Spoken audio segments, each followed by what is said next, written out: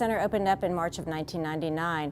At the time frame that they had the galas to open it up, unfortunately, I think we were at a wedding reception, so I ended up coming over with my son on a spring break, and at that point knocking on the door. Fortunately, somebody came to the door because there was a small 2-week time frame. They were waiting to actually open officially to the public, and was welcome in to get a tour of the center myself.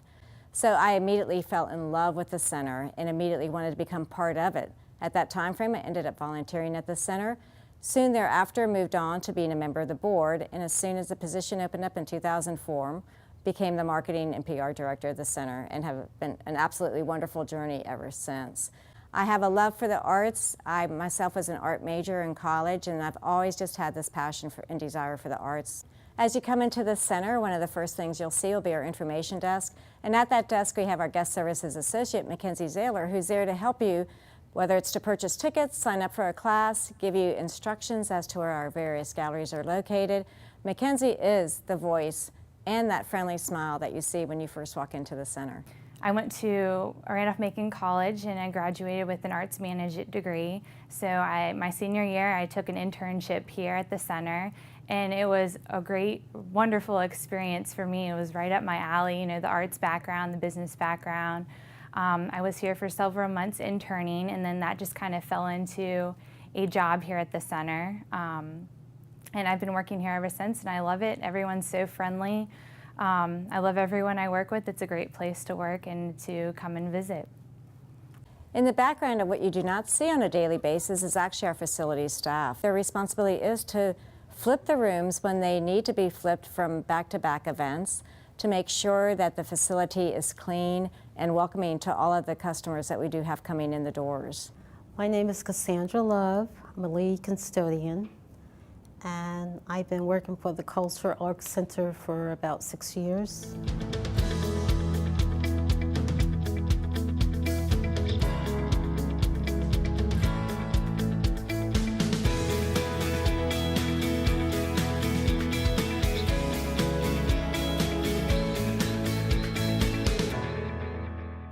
When I first started here, it was like, where's this place? How in the world am I gonna find? It's like hidden, you can't hardly see, but I always call it a hidden treasure. We are located on the historic Mountain Road, which at the time frame, if you look at the Civil War and whatnot, was the road actually to the mountains. So we're part of that whole So that's area. Where the name comes from, Mountain Road? Mountain Road, and Glen Allen has very much historic roots to the Civil War.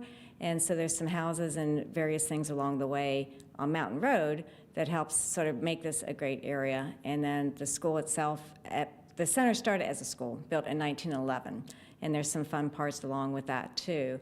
We were the third Glen Allen school. The first one was actually in the home of Elizabeth Holliday, and it only took a student to fall down a flight of stairs for them to realize not too good of a school, place to have school. And then the second one actually was near what now is sort of Crump Park down the road. Oh, okay. My understanding was there was a janitor who might have stoked the fire a little bit too much, and I believe that building burnt down. And so we're now the third, this was a third school built in 1911, and then about every 3 years they would add another addition onto the building. I had a couple come up one day, just, you know, out of the blue. They wanted to walk in and like look around, and they came up and they actually told me the story that they were actually boyfriend and girlfriend in high school, and they had met here, and they kind of got choked up because they saw the center and how, you know, we've renovated it and changed it into a beautiful art center. These are, you know, older folks who, you know, were here in high school years ago, but, you know, they come back and they're still together, and, you know, it's awesome to hear that they love what we've done with their high school, you know, turned it into something really wonderful for everyone to enjoy outside. And based on the every 3 years of additions to the school, that picture, if we start in 1911, then there was an addition actually built on the back that would have been, so 1914. The one of the wings would have been 1917, and then with this building on the left, that's again a wing to the school here, that would have been probably about 1920. So that picture was at least from about the 1920s. That we have George Moody. George Moody was very big. That's this one right here? This gentleman standing here. He was very big in Henrico education early on. He was the principal here of the school, and the time frame, again, it was a school from 1911, and then went over to be a high school in the early 40s, actually switched over to an elementary school after the graduating class of 1951, became Glen Allen Elementary in 1952. But he was here during the days of it ramping up to end up eventually being the sole high school on the West End, and loved Glen Allen. Actually went on to be the superintendent of Henrico County, and once this turned into just the high school in the early 40s, he came back because he had such a love and devotion for the school itself. And you can see a great model here that shows the building as well and how it was designed before it's turned over to the Cultural Arts Center in March of 1999 is when we opened up. So this is the before and after here. We're looking Before, at. sure enough, what ended up happening is after it changed over to an elementary school, it became, it stayed an elementary school from 1952 to 1978. And at that time frame, there just was really no more room that they could expand to allow for more kids. And probably even as a high school, when they switched to the new high school in the fall of 1951, they had 1,000 students here. And you have to really realize how rural this side of the county is. It was the only high school on the West End. Due to Richmond annexing a lot of Henrico County, and kept on pushing more and more students out here. And so even once it became Glen Allen Elementary, similarly, it just became to the point that they just outgrew the space and they had nothing further that they could do but build a new Glen Allen Elementary School. So then what it became is surplus storage for Henrico County, and then it also became the fire training area for the firefighters for Henrico. So it was perfect, as you see the boarded up windows. You know, you could send trainees into the building and they would think they're in a house because you can't see because it was all boarded up. And Would they put smoke in and everything? It looks they could have, Yeah. and I mean, periodically we'll still get mail to the fire academy. Really? And I also had heard, never had seen it myself, but that you would have firefighters rappelling off of the side of the building to learn rappelling skills. Wow. So that's sort of part of the fun. But as you can see in that picture, I mean, it definitely had fallen into disrepair. So the real question became what the county was going to do with it. And I believe it was in 1992. Dick Glover, who is on the Board of Supervisors for the Brooklyn District, this falls in that district, had really thought this would be a great idea to really turn this into an arts center. This is coming off of as an extension of what it would have been the outside of the gymatorium, but it provided a perfect way to sort of also mask what we do have as a ramp that goes down into our theater. This gallery rotates shows on a monthly basis, and the beauty of this gallery is that we have a way to be able to highlight some local artists who have a good amount of artwork that work to try to sell their art, but maybe don't have the ability to get into, let's say, a major gallery or something along those lines. And we end up having actually local art associations, Tuckahoe Artist Association, the Bon Air Arts Association, and we've had some great high school art shows on here too. Henrico High School also has the Henrico Center for the Arts. And we've had monthly displays of their stuff on occasion. Hermitage High School, they have an incredible art program there, so they have also displayed for a month on this show. So it becomes a great way for students and upcoming artists to be able to get their work out and into the public and to see it. What a great way to be a part of the community where you can get involved with the schools, and with its history being a school, that's just such a neat tie-in. It is, and when the center really first started, I mean, one of the real big goals of it immediately spun off to a foundation. Originally it was going to be under Parks and Recreation, and I think when that first shovel spade was turned, they immediately announced that they would turn it over to the foundation, which was the Cultural Arts Center Glen Allen Foundation.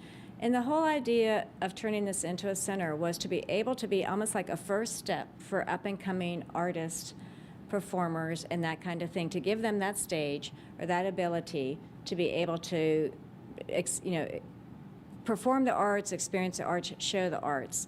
And the lovely part I like about that is then us as patrons, as people who come to the center, we have that opportunity to either be a participant, whether it's to make art in our art studios upstairs, or whether it's to perform on the theater through Henrico Theater Company, or if it's to bring a group that you might have that's really is looking to try to provide, have a theater that they can do their show to patrons that they know of as well. Or it's to be just a participant in the audience to watch the arts. But this becomes a great area to be able to do that and to see the arts in different functions. I think it's great, a comment that a gentleman made when it was a school, saying Glen Allen School educated people then, and I say we educate people today and we educate them in the arts. What we really work with on this gallery level is to really work to bring in regional, national, and international artists.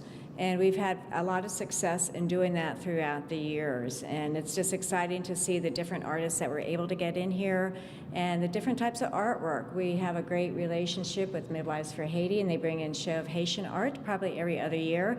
And that's always a very successful with the bright, vivid colors of the Haiti art. We've had the artists in residence from St. Margaret's School in Tappahannock, internationally known. They have shown in here in the past.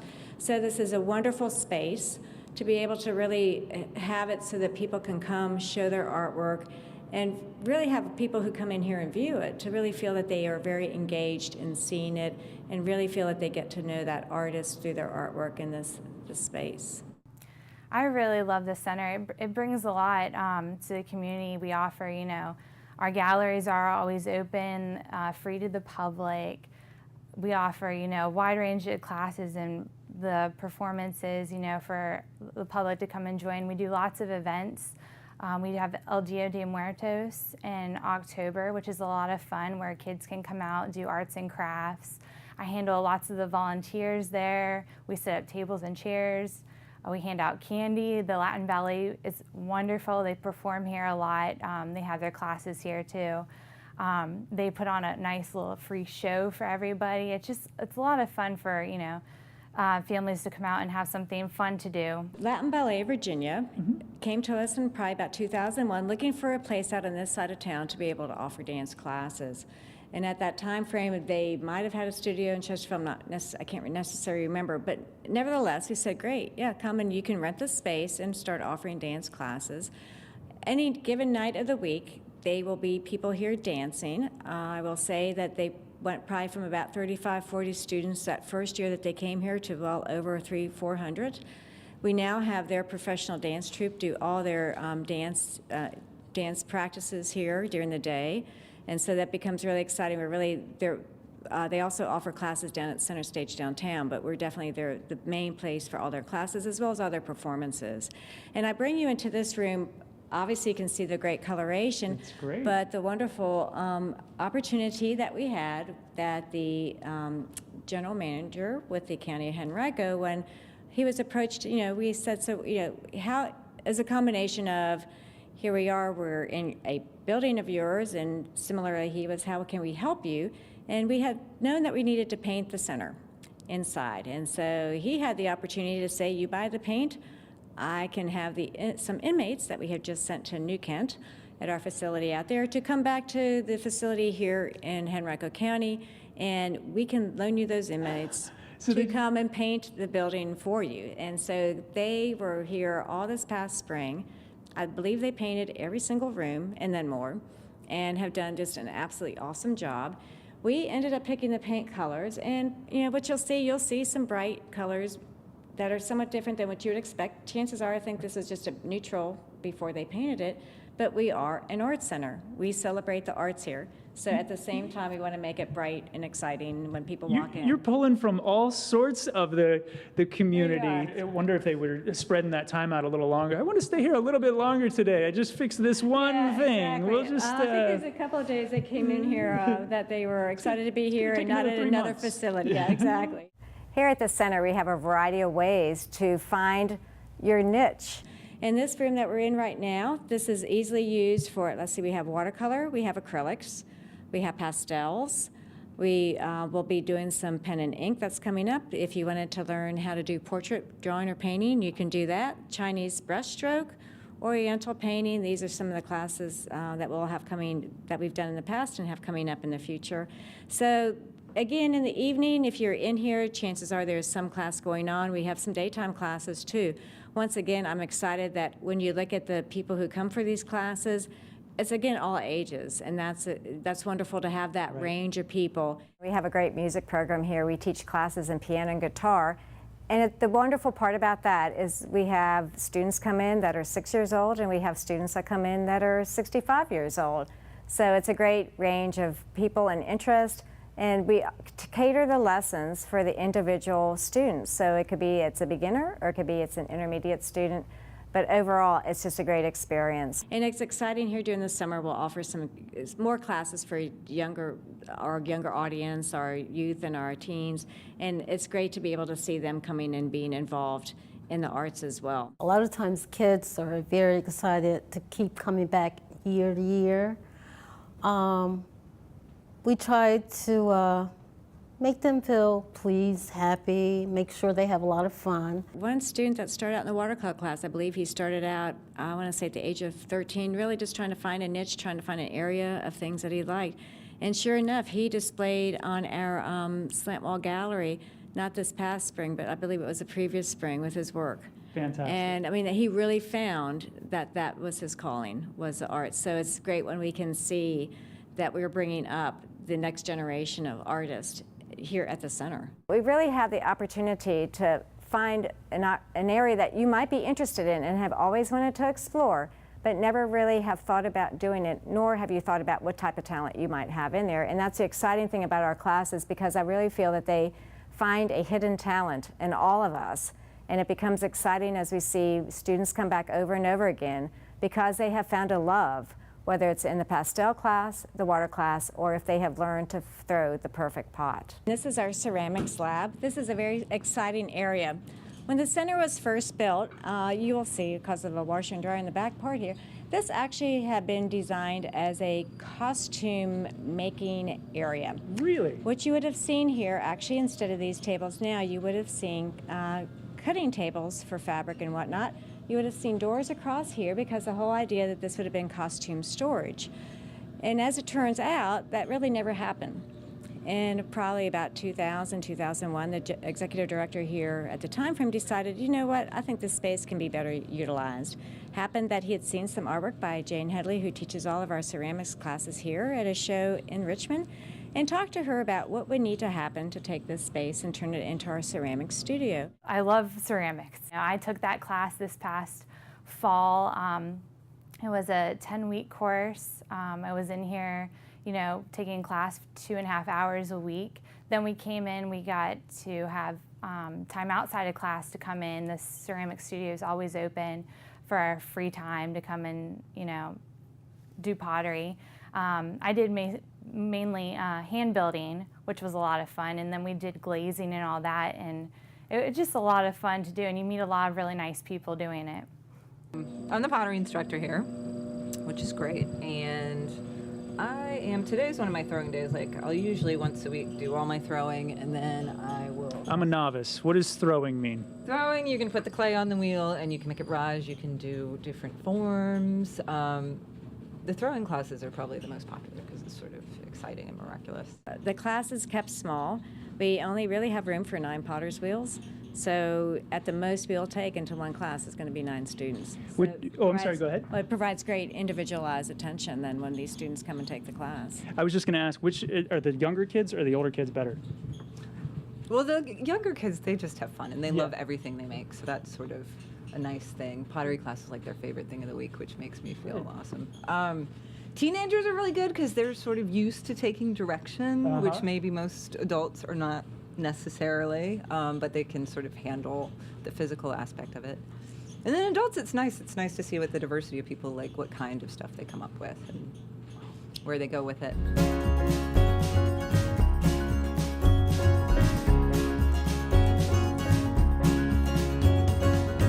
It came about that we would become a performing arts center. What Henrico County was looking for was a permanent home for Henrico Theater Company. At the time frame, they were doing performances out of Belmont, which is a wonderful facility at a golf course, and they would be doing it in the Grand Ballroom. Probably could end up seating maybe 100, maybe 200 people. And obviously, with it being also a Grand Ballroom, they did not have the ability to do a lot of set design, nor did they really have the ability to be a true theater, in the sense that when the actor or actress had to exit stage left, they had to crawl through a window. By doing so, they also had to be careful. Subtle. That's very subtle. But at the same time, and I never stopped to think about this, they also had to be careful about what the elements were doing outside, because if it was raining, then there would have to be some type of canopy or whatnot developed. Or the to character just was completely soaked, yeah, huh? exactly, because when they came in on the opposite end of the stage, they had to look like they did when they left. Oh, man. So in addition to being able to provide a permanent theater home, which we'll see in a bit for Henrico Theater Company, it also allowed us to provide a set building shop. And this place, right now, there is a theater show here, so this is very clean and not a lot going on, but if you had been here 2 weeks ago, this would have been actively under set construction, tons of flats in here, between painting, buzzsaws going, and you name it. They were just working away on the set design for this current. So these guys know how to clean a shop over here, it looks like, because look at this pegboard here, everything organized. You got all your pliers, all your channel locks, all your hammers on the same. Oh Exactly. my goodness, these Yeah, guys. they keep their materials. And ladies. Yeah, exactly. And it is a It's a combination. combination. And they're all volunteers for Henrico Theater Company, and they do a great job. And the set designer actually for this show actually used to work here. So he also has sort of that double side that, okay, I'm designing the set, but I also know how I want to find the stuff when I come back. Right, and that's great that these are a lot of volunteers coming in, because you're getting that true passion for what they're doing. They're putting a lot of love into these sets, and a lot of that time that is very valuable to all of us now. Right. It always has been, but even more so now, where you just have longer and longer commutes and those types of things. People are choosing to spend their time here, and that's such a great. It's such a great thing to hold on to when you have a staff that can do that. Exactly. And what we find is that the people who build the sets, they come back performance after performance, so we get to know them just as if they work here at the center. And it's part of it's their passion for the theater and passion for the set design, and their passion for working for Henrico Theater Company, volunteering for them. Well, let's go in and see some of the work here in the theater space. Okay, very good. I'm bringing everybody into an area you typically wouldn't see if you just come to the center. We are currently in the green room, and this is where the actors and actresses for the performances sort of hang out until they end up having to be on stage. And as I had mentioned when we were in the scene shop, when you were to exit stage left or stage right, actually the green room becomes that place that you go from stage left to stage right, so we don't have to worry about the weather conditions outside. Right, that's perfect. And I'm seeing that you must have some. Is this cast members? What are these? These actually, it's a combination of playbills from past shows that we've had for our center season. That is our own performing arts series that we run. When I first started here, and actually when the center first opened up, we would have what was called Music Connection series, and that series was typically 4 or 5 shows a year, where we would highlight singers and songwriters of the 60s and 70s. We quickly realized for us to really get some funding from the Commonwealth of Virginia that's out there, we really needed to be a presenter of the arts from the performing arts standpoint. So we took a huge risk in our center season year of 2007-2008, with our season starting in September and going to May or June, to really start offering our own center season program. And actually that is what some of these posters are from, are our past center seasons. Oh, yeah. To offer a combination of theater, music, dance, and the arts in general. So each of these years we have really worked, whether we bring in live music, whether we're bringing in a theater performance, whether we're bringing in a dance performance. So we really worked each year to have a wonderful mix for all of the different types of arts that are out there. And it's proven to be very successful. We are currently now in our 6th year of our center season programming, and just very excited about how that whole performance series has taken off. With our performances, we have our center season series, which features local, regional, national, and international artists performing music, dance, and theater performances. We have our second stage series, which is designed to really feature different genres of music, and we offer that 9 months of the year. So this is the Sarah Bell November stage. At our theater, yes. Sarah Bell and Neil November are great philanthropists in the Richmond community and huge supporters of the arts. We probably have the most comfortable theater in the whole area. Oh, all right, let me try it out. Take a trip. Let's see. Try out that seat. Okay. The thing I love. Now, this wouldn't be approved if I Yeah. just. I mean, you could be at any other facility in Richmond and you'd have your knees in your chest. All right, so you guys are going to go into the airline business after That's this, is that right? And it Okay. was strategically done that we provide this extra leg room. We probably ended up giving up a couple of rows of seats in order for us to do this. The beauty I love of this theater, we have 350 seats, very intimate environment, and basically, I think I probably have sat in every single seat in this theater, and every single seat is a great view of the stage. This now provides an absolute permanent home for Henrico Theater Company to do their performances. As soon as they started doing performances here, their subscriptions just skyrocketed, Really? as well as the number of performances that they did. They, I think, had in the past only done 2 weekends. They now moved to 3 weekends, and then add a Thursday evening show because the demand for tickets became so great. And if you look at this space, this also sort of was the designing and determining factor of how the whole center would be reflect. And you'll see the sort of the arts and craft architecture if you look at the areas that had been the windows. And I think that the way that they've done this, and similarly the coloration of, you got the mauve and the green, so that sort of hits that arts and craft air as well. The fun part about this is you're in here and you get very much a very light look because of how they've done the lighting for the windows. And yet when you go outside, where the windows are, it's all brick. So I think it's a very great is way that very they've neat. done the design, and very clever how they've It's- done that. It's actually deceiving when you walk in. Exactly. You really do feel like that is daylight. Exactly. Right on the window, just And reflecting you feel off that the the sills. windows are there. Yeah. And you would think Very that you would clever. see in the outside, you would think that you would see that. Right. So I think they've done a great job of how they've portrayed that.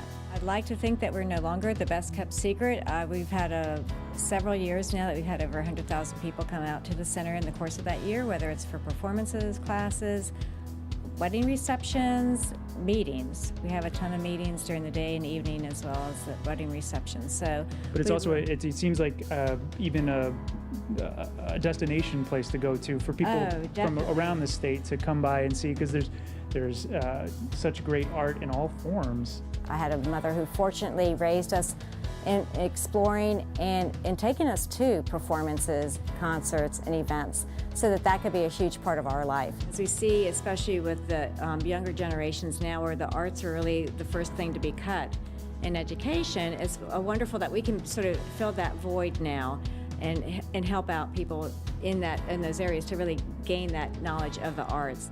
We do what's called POW, which is Police Athletic League, and we go to several elementary schools in this area, and we bring like arts and crafts to kids who, don't have that kind of opportunity. And each year that the center grows, we always have something different, and people try to find out more about us when they go on the website. Gee, this is a fun place to, come out to. So it's a whole lot of work to be done, but as working together as a team, everybody pulls together, and that's the fun part. With the warm environment and just the willingness and friendliness of the staff here that you'll meet, it just provides that opportunity to say, yes, I want to be a part of this. I want to be a part of the arts. And we are seeing that continue on and on again as we see increased class enrollments, as we see sellout performances at our theater, and as we see more people coming to look at our galleries, both whether it be the slant wall that features our local artists or whether it end up being the Gumminick Gallery, which is going to have more of the national and international reputation. When people come here to the center, they are just welcome to be here, and we're excited to have them walk through our front doors. It's a fun place to work for. You have to enjoy. You have to enjoy. If you like something, please enjoy it. And that's how I look at it. We try to be as friendly and open as possible and have people have a fun time enjoying art. What I always say is once a person walks in one time, they will be back. We try to bring them back, make them feel at ease, and just have a great crew.